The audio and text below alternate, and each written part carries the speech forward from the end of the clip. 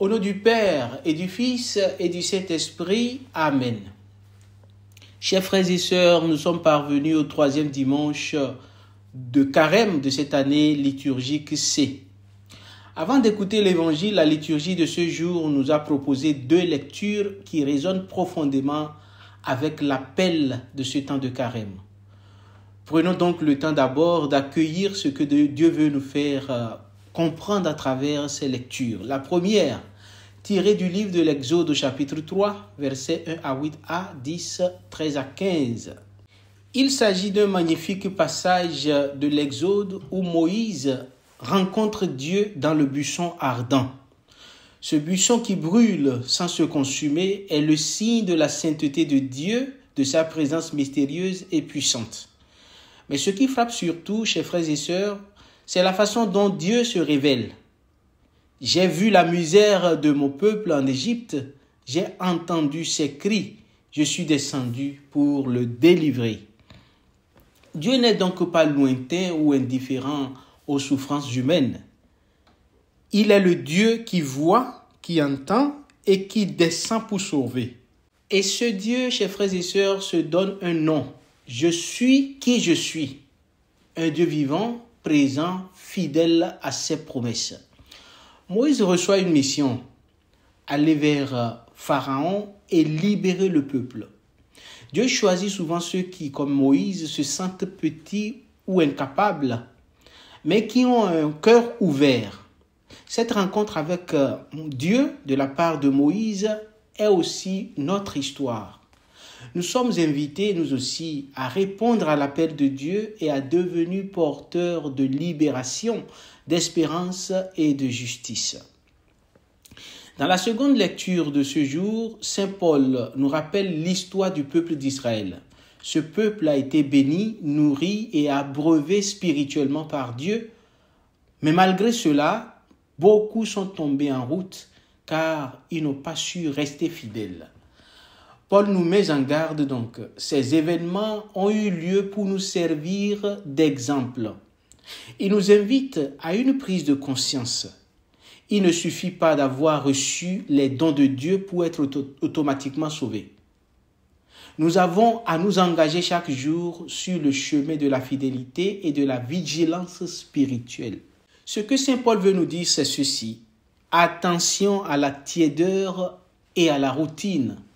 Le carême est là pour nous réveiller et raviver en nous le désir de marcher selon l'Esprit de Dieu. L'évangile selon saint Luc de ce dimanche est tiré du chapitre 13, versets 1 à 9. L'évangile vient alors comme un appel direct de Jésus à chacun de nous. Dans le passage de l'évangile, donc aujourd'hui, le Seigneur Jésus évoque certaines tragédies qui ont eu lieu dans cette période où il exerçait son ministère, donc des événements tragiques contemporains. Face à ces tragédies, donc par exemple la répression par Pilate d'un groupe de personnes qui ont été tuées, et puis l'effondrement de la tour de Siloé. L'intention de Jésus est de détourner ses auditeurs et nous aussi d'une lecture superstitieuse des situations qui se produisent dans le monde. Jésus veut nous faire comprendre, chers frères et sœurs, que ce n'est pas parce que ces gens sont morts tragiquement qu'ils étaient de plus grands pécheurs que les autres. Jésus dit non à cette interprétation des choses. Il nous invite à ne pas rester passifs. Si vous ne vous convertissez pas, vous périrez tous de même. Certes, c'est une parole forte, exigeante, mais pleine d'amour. Pourquoi? Parce que Jésus ne veut pas notre perte, il veut notre salut. Puis vient la parabole du figuier stérile. Ce figuier, c'est chacun de nous. Dieu nous donne le temps, il est patient, mais il attend aussi des fruits de notre part. Le figuier n'est pas condamné tout de suite. Le vigneron intercède pour lui et décide de travailler la terre pour qu'il porte enfin du fruit. Chers frères et sœurs, c'est la patience, c'est la magnanimité de Dieu, c'est l'amour de Dieu qui attend toujours, qui veut toujours que l'homme ne se perde pas. Cette parabole reflète le cœur même de Dieu, donc, chers frères et sœurs. Il est patient et miséricordieux. Comme nous l'avons chanté dans le psaume responsorial, le Seigneur est tendresse et pitié, lent à la colère et plein d'amour. Dieu ne se lasse pas de nous donner une chance de plus. Dieu travaille nos vies souvent à notre insu pour que nous ne devenions pas inféconds, pour que nous ne soyons pas stériles, afin que nous soyons capables d'amour, de pardon et de charité. Mais cette patience divine ne doit pas nous endormir. Elle est une invitation à agir aujourd'hui. Jésus nous presse de ne pas remettre à plus tard notre conversion. Ce figuier encore une année, c'est maintenant que nous devons nous laisser transformer. Chers frères et sœurs, le carême, c'est le temps où Jésus nous appelle personnellement. Comme Moïse, Dieu nous dit « Je suis avec toi ». Je te confie une mission, je ne te laisse pas. Le Seigneur nous envoie, mais nous précède toujours dans la mission qu'il nous confie. Comme Israël dans le désert, il nous rappelle de ne pas nous endormir sur nos acquis. Très souvent, nous pensons que nous avons pu réaliser quelque chose et on peut tranquillement dormir sur nos lauriers. Non, le Seigneur nous dit d'être éveillés.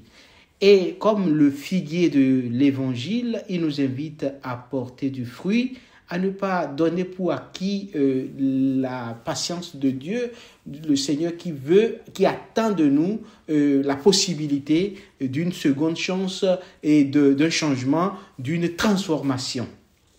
Demandons aujourd'hui au Seigneur la grâce de nous laisser toucher et transformer par l'amour et la patience de Dieu. Que la patience de Dieu ne nous endorme pas. Que ce carême soit pour nous ce temps où le Seigneur peut enfin bêcher et fertiliser la terre de notre cœur. Mais il ne le fera pas sans nous. Notre Saint-Père Augustin dit dans son sermon 169, « Le Dieu qui t'a fait sans toi ne te sauvera pas sans toi. » Il faut donner une ouverture à la main de Dieu, à la grâce de Dieu, à l'action de Dieu, pour transformer et fertiliser la terre de notre cœur. Amen.